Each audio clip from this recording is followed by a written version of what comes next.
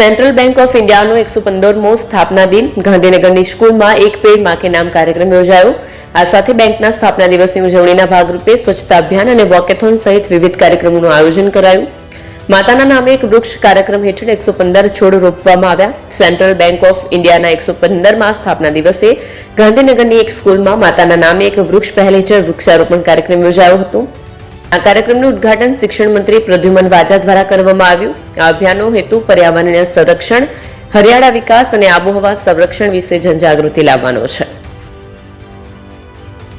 વિદ્યા ભારતી ગુજરાત પ્રદેશ અને સફલ વિદ્યાલયના સહયોગથી આ સફલ વિદ્યાલયના માતા સરસ્વતીના પટાંગણમાં એક પેડ માં કે નામ જે દેશના વડાપ્રધાન નરેન્દ્રભાઈ મોદી સાહેબે આહવાન આપ્યું છે તે અંતર્ગત 115 વૃક્ષ વાવવાનો આજનો કાર્યક્રમ હતો।